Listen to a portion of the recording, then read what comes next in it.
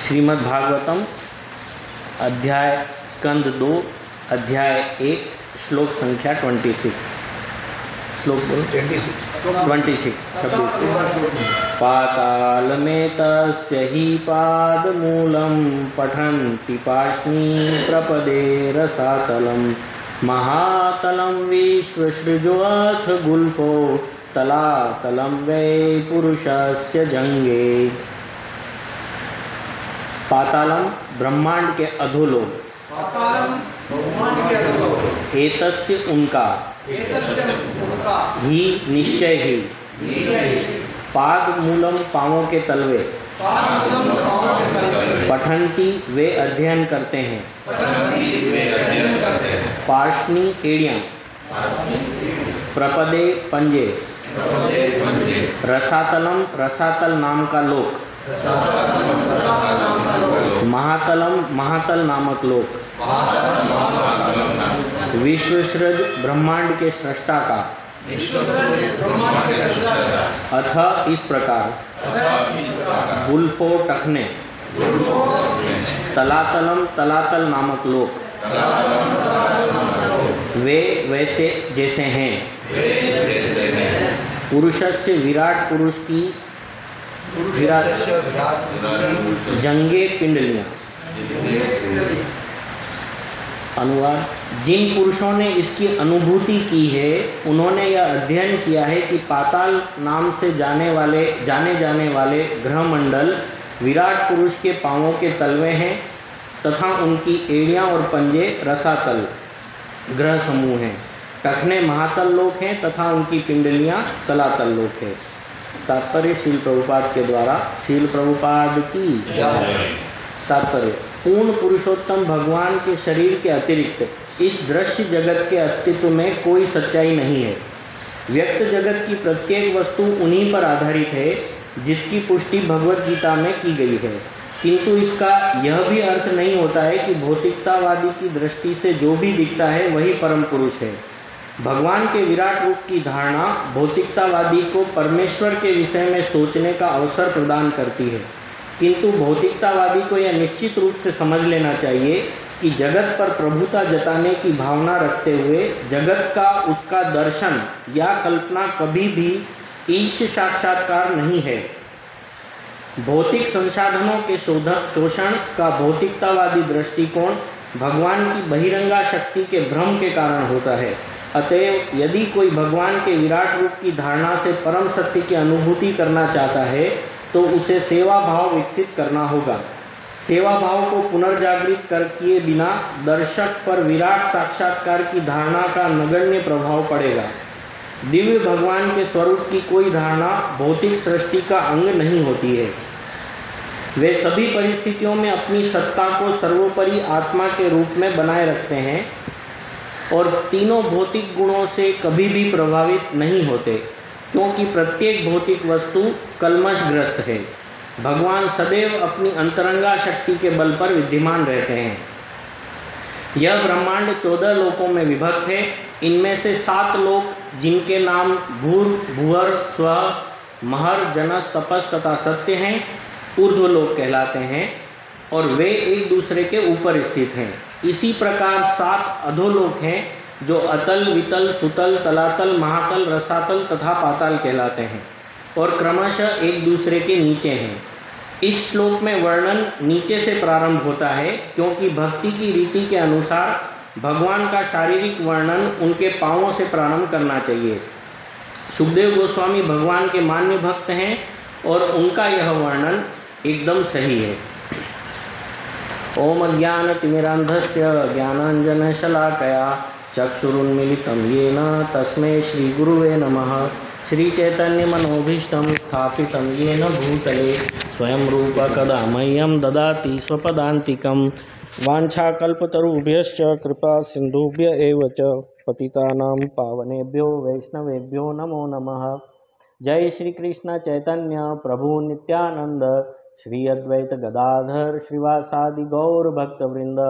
हरे कृष्णा कृष्णा कृष्णा हरे हरे, हरे राम राम राम हरे हरे, हरे कृष्णा कृष्णा कृष्णा हरे हरे, हरे राम राम राम हरे हरे, हरे कृष्णा कृष्णा कृष्णा हरे हरे, हरे राम राम राम हरे हरे।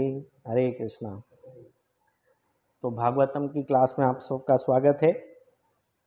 वैसे तो आप सब मेरे से बहुत सीनियर डिवोटी हैं, आपके सामने बोलने की कोई काबिलियत नहीं है, पर राधेश प्रभु ने आदेश दिया है तो थोड़ा प्रयास करूँगा।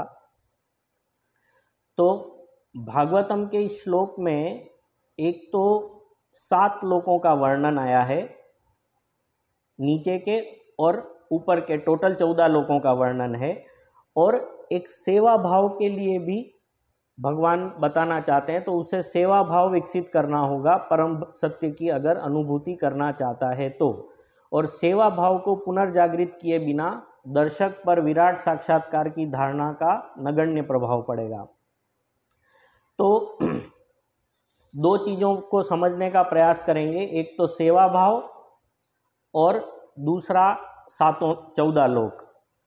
तो सेवा भाव जो है मुख्य रूप से टोटल 12 रस होते हैं, और 12 रसों में से 5 रस मुख्य हैं जो जिनके थ्रू हम सेवा का भाव विकसित कर सकते हैं। तो 5 रसों पे ही ज़्यादा डिस्कस करेंगे, बाकी 12 रस खाली पढ़ देता हूँ। एक श्रृंगार रस है, हास्य रस है, विभत्स रस है, करुण रस है, वीर रस है, अद्भुत रस है और रौद्र रस है। और जिन 5 पे हम चर्चा करने वाले हैं, पहला है शांत रस।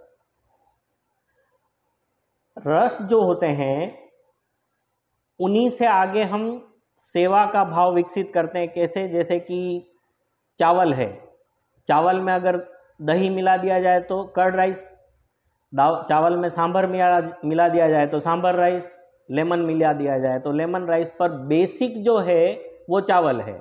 खाना क्या है? चावल। तो किसी भी रस में भगवान की सेवा करें, असली में उसका उद्देश्य है भगवान का सेवा करना।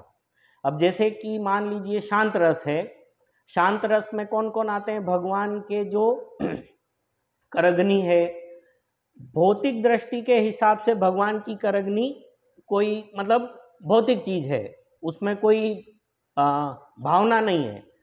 पर अगर दिव्य रूप में देखा जाए तो भगवान की करग्नि, मुकुट, घंटी, करताल, मृदंग, भगवान की जितनी भी खुद की चीज़ें हैं जो भगवान ने पहन रखी है, वो सब भी दिव्य हैं और वो सब भी सेवा में लगी हुई है भगवान की। तो वो सब जब तक भगवान की इच्छा नहीं होती है तब तक वो काम नहीं करती है। जब भाई भगवान चलेंगे तो करग्नि हिलेगी और छन छन आवाज आएगी ना। बाकी अगर करताल बजाएंगे तो आवाज आएगी, बाकी नहीं आएगी। तब तक जब तक कि अपन उनका उपयोग नहीं करते हैं, वो शांत रस में सेवा करते हैं, शांति से बैठे हैं। दूसरे प्रकार का रस है साख्य रस, मतलब भगवान के जो सखा हैं, जैसे कि पांडवों वाला अर्जुन नहीं, एक और अर्जुन भी उनका सखा था, सुदामा थे। तो वो सब सखाओं का भाव कृष्ण के, ऐसा नहीं है कि गले में हाथ डाल के घूमना उनका मुख्य उद्देश्य है, या भगवान के साथ यूँ पीठ थपथपाना, या अपन जो मजाक मस्ती करते हैं।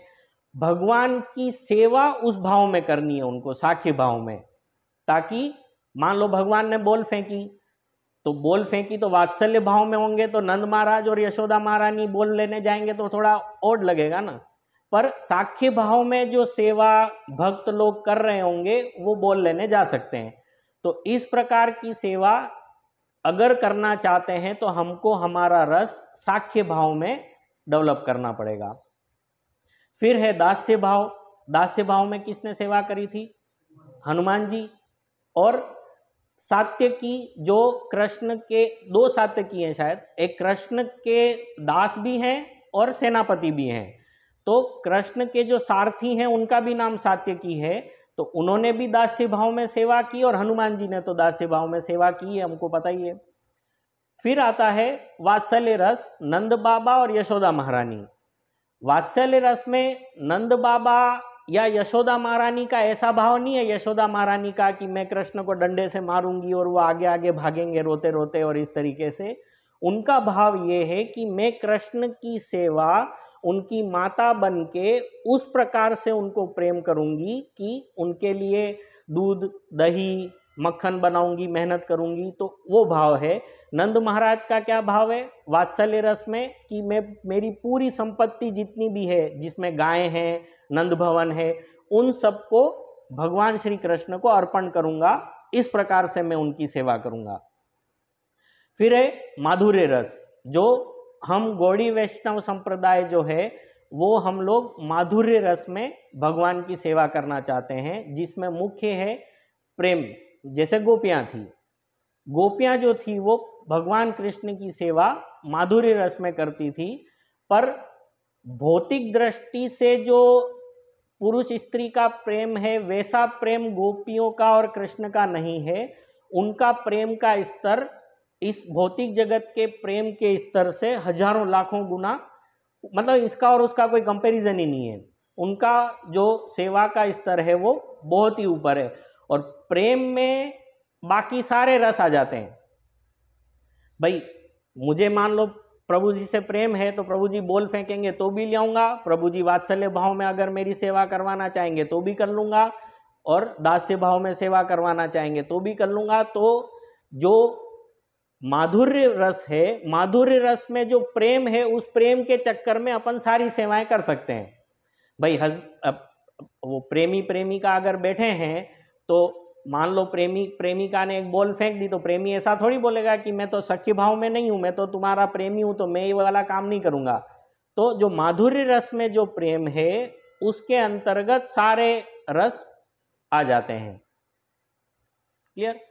तो इस तरीके से सेवा का भाव हमारे को हमारे अंदर डेवलप करना है, जो कि इस श्लोक में समझाना चाहते हैं। एग्जैक्ट नहीं है पर प्रयास किया है।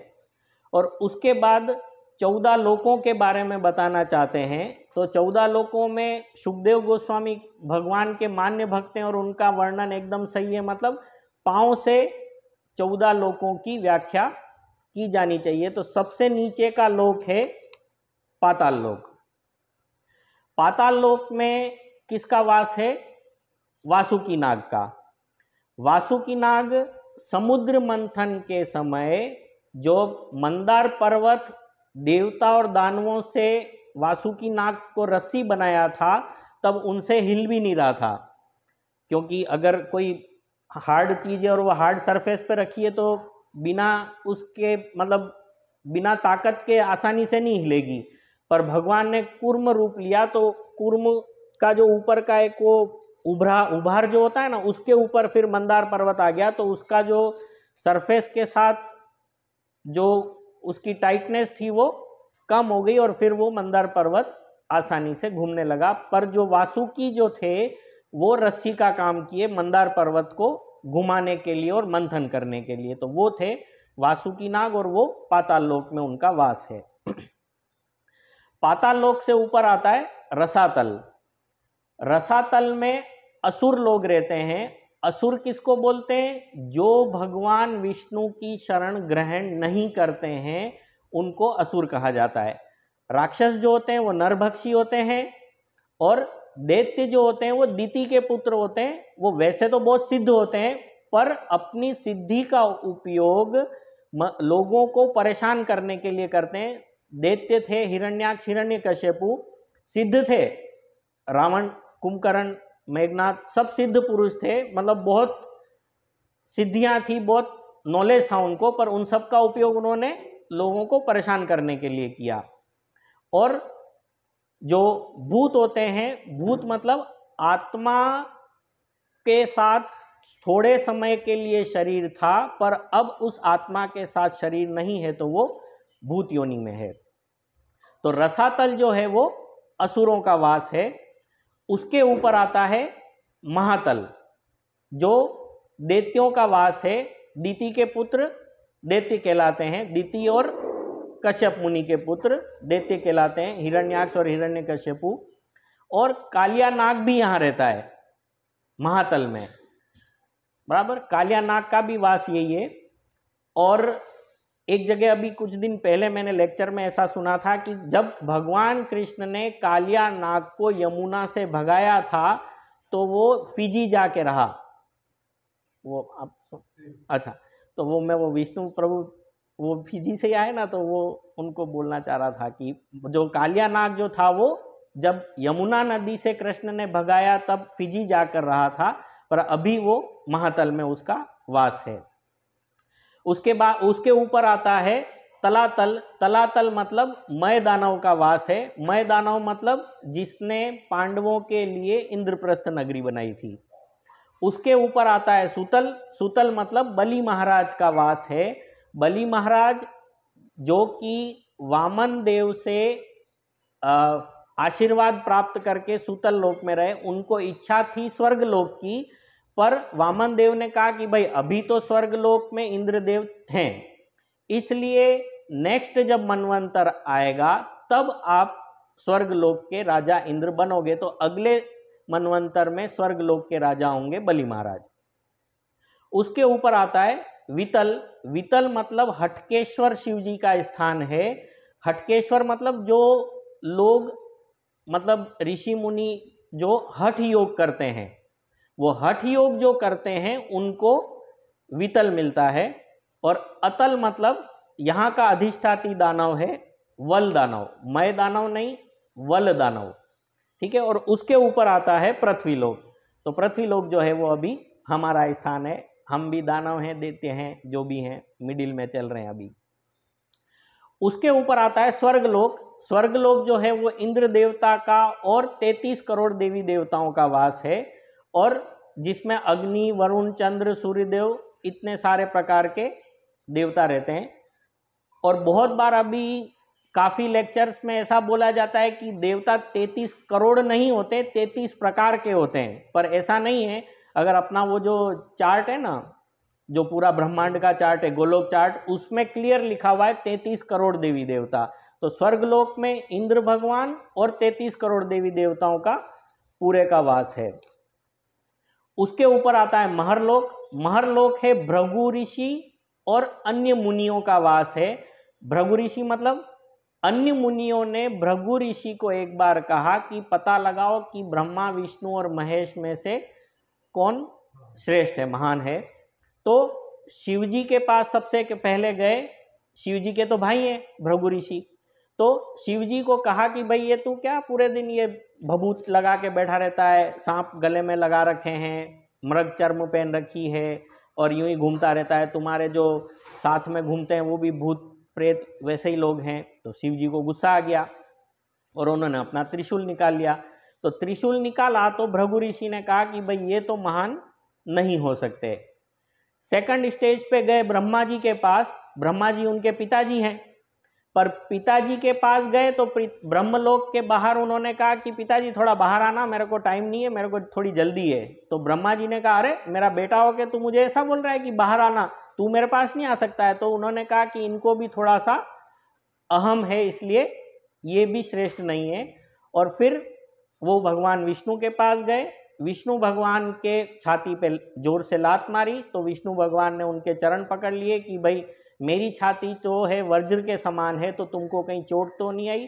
तब वो फाइनल हुआ कि भगवान विष्णु तीनों में सर्वश्रेष्ठ हैं। और वो फिर उन्होंने जो महरलोक में अन्य मुनियों जिन्होंने उनको भेजा था उनको बताया कि भाई विष्णु भगवान जो हैं वो सर्वश्रेष्ठ हैं।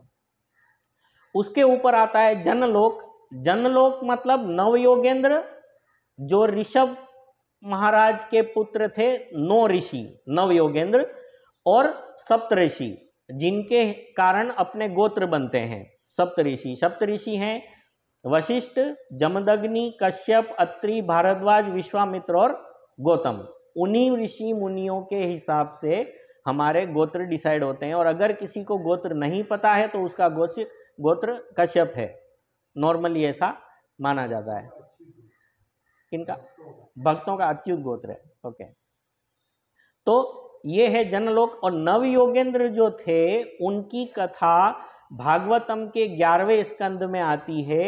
जब वो निमि महाराज की यज्ञ स्थली पे गए थे और निमि महाराज ने भगवत धर्म का डिस्क्राइब करने का उनको बोला तो एक एक योगेंद्र ने अपने हिसाब से एक एक सब्जेक्ट के ऊपर निमि महाराज को भगवत धर्म की शिक्षा दी थी। तो ये हुए नव योगेंद्र और 7 मुनि। और उसके ऊपर आता है तपलोक। तपलोक में चारों सनक, सनातन, सनंदन और सनत कुमार रहते हैं, जो कि वैकुंठ लोक पे गए। जय विजय जो वहाँ के द्वारपाल थे उन्होंने अंदर नहीं घुसने दिया, इसलिए उन्होंने उनको श्राप दिया। और श्राप में पहले जो थे उसमें वो हिरण्याक्ष और हिरण्यकश्यपु बने, अगले जन्म में रावण और कुंभकर्ण बने, और तीसरे जन्म में शिशुपाल और दंतवक्र बने। और सबसे ऊपर आता है सत्यलोक, जो कि ब्रह्मा जी का वास है, उसको ब्रह्मलोक भी कहते हैं। तो सत्यलोक, तो इस तरीके से 14 लोक हुए, सत्यलोक, तपलोक, जनलोक, महरलोक और स्वर्गलोक। फिर मिडिल में है पृथ्वी। पृथ्वी के नीचे पाताल लोक शुरू होते हैं, अतल, वितल, सुतल, तलातल, महातल, रसातल और पाताल।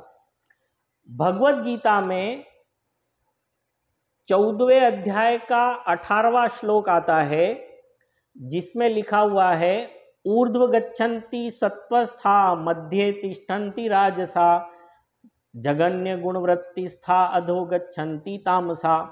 मतलब 3 प्रकार के लोग हैं, सत्वगुणी, रजोगुणी और तमोगुणी।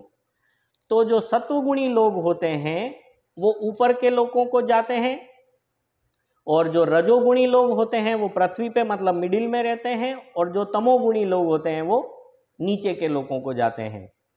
और हमारी स्थिति अभी रजोगुण में है।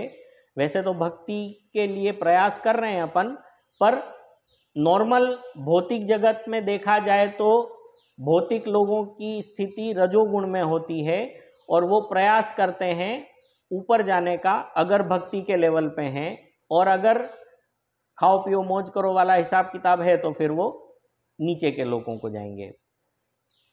और 3 स्टेज है, पाप, पुण्य और भक्ति। बराबर। नॉर्मली पुण्य के लेवल पे लोग भक्ति समझते हैं, कि जैसे कि अस्पताल में दान दिया तो वो भक्ति नहीं है, वो तो पुण्य है। और कुत्ते को मारा, ये तो पाप तो क्लियर है, पाप में इश्यू नहीं है। पर पुण्य और भक्ति में नॉर्मल लोग समझते कम हैं, इसलिए अरे मैं तो अस्पताल में इतना दान दे रहा हूँ तो मैं तो कितना भक्ति कर रहा हूँ, तो वो ऐसा समझते हैं कि वो भक्ति कर रहे हैं। पर अस्पताल में दान देना, गरीबों को खाना खिलाना, वो सब भक्ति नहीं है, वो सब है पुण्य कर्म। तो पुण्य कर्म जो है वो ऊपर के लोगों को ले जाता है, और भक्ति ही ऐसी है जो इस पूरे भौतिक जगत से बाहर निकाल देगी। शिव जी का नाम है भव भी बोलते हैं, और दुर्गा माता का नाम है भवानी। तो वो भव और भवानी अगर हमने भक्ति नहीं की है तो वो लोग इस भवलोक से बाहर हमको जाने नहीं देंगे। ठीक है। अभी कौन कहाँ जा सकता है उस पे देखा जाए तो एक होता है सकाम कर्मी, वो जो कि अपने द्वारा किए गए कर्मों का सामने फल चाहता है। तो सकाम कर्मी जो होते हैं वो लोग जो हैं वो ज़्यादा से ज़्यादा स्वर्ग लोक तक जा सकते हैं। एक राजा था, उसने एक ब्राह्मण को 100 गायें दान करी।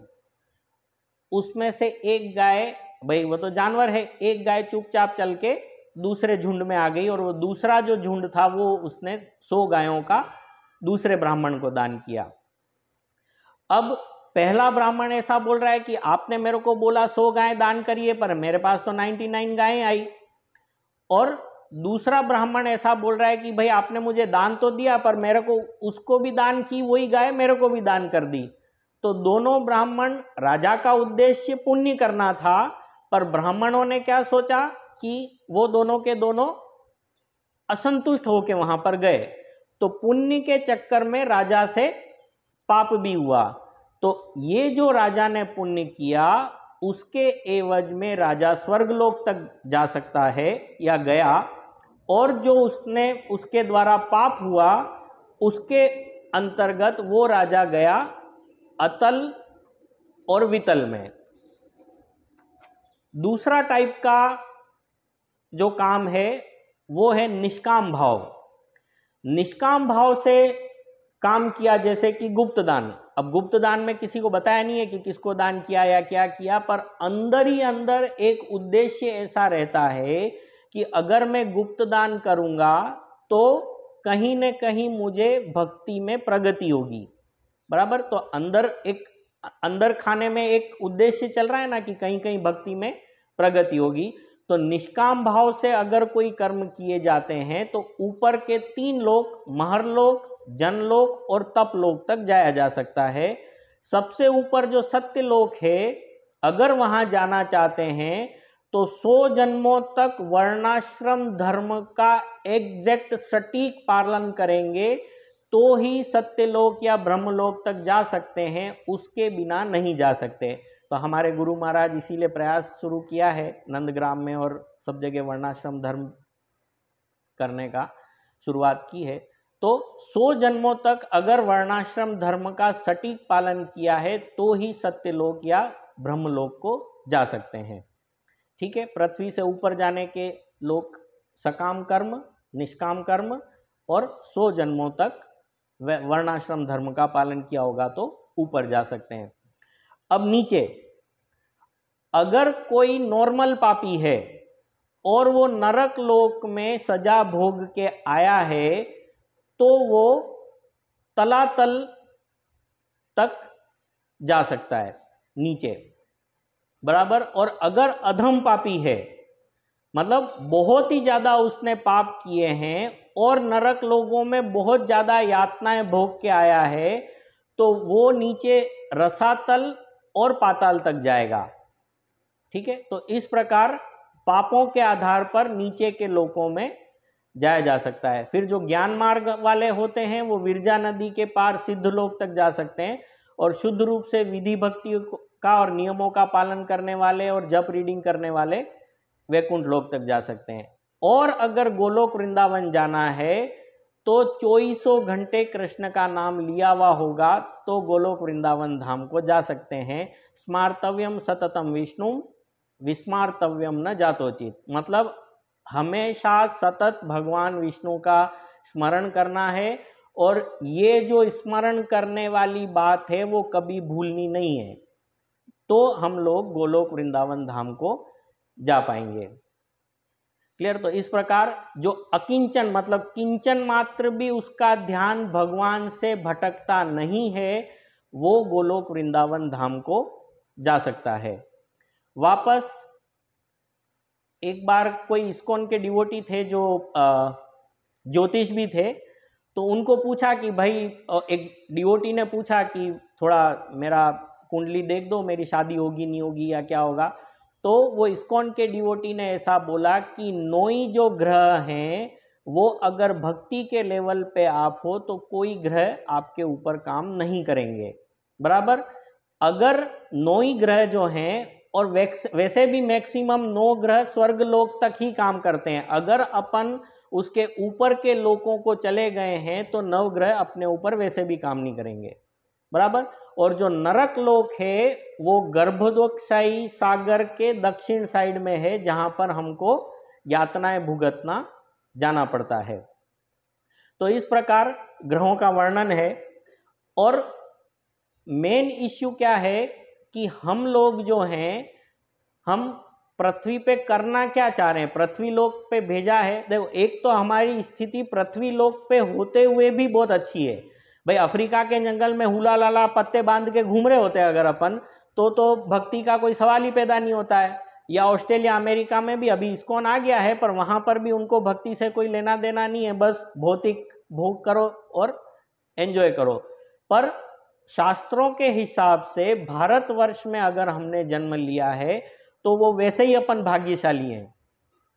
उसके ऊपर भी अगर गुजरात, राजस्थान, महाराष्ट्र, ये मैंने जोड़ा है, उसमें जन्म लिया है तो और भी ज़्यादा भाग्यशाली हैं, क्योंकि बाकी दूसरी जगहों पर वापस क्रिश्चियनिटी और ये सब भी फैल रही है। वैसे तो भारतवर्ष में जन्म लिया है तो इनफ है कि भाई हम वैसे ही भाग्यशाली हैं, क्योंकि भारतवर्ष में क्लियरिटी तो है हमको, या जो लोग इस्कॉन में नहीं भी जुड़े हुए हैं उनको पता है कम से कम कि कृष्ण कौन है, शिव जी कौन है, ब्रह्मा जी कौन है।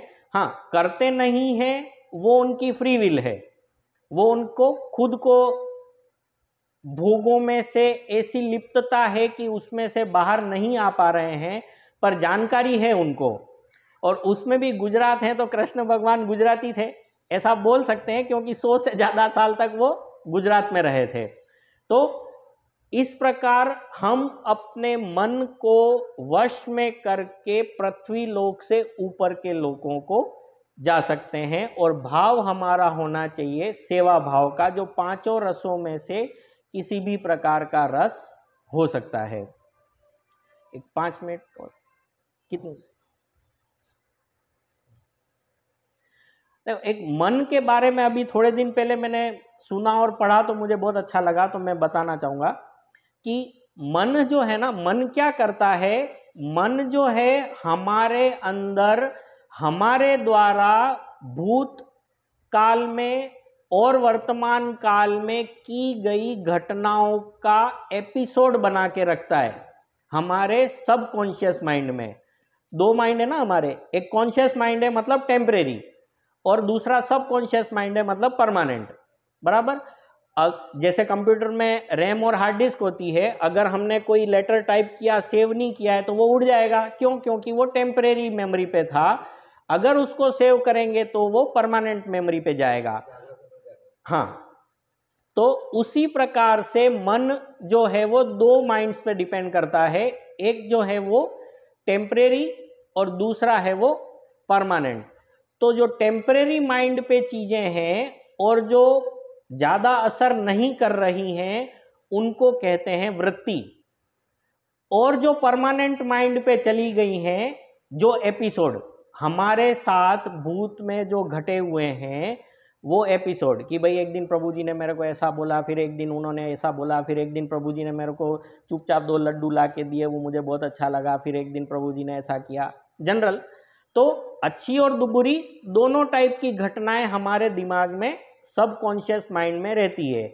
और जब हम माला करने बैठते हैं तो एक छोटा सा उद्दीपन होता है और एक एपिसोड निकल के बाहर आता है, और अपन का दिमाग उस एपिसोड को देखने में चलने लगता है। भाई मन भटकने का क्या मतलब है? यही मतलब है ना कि भाई पुरानी हमारे साथ जो घटनाएं घटी हुई है उनमें से एक घटना क्लिक कर जाएगी और वो घटना में हम सोचते रहेंगे और माला कब पूरी हो जाएगी हमको पता ही नहीं पड़ेगा।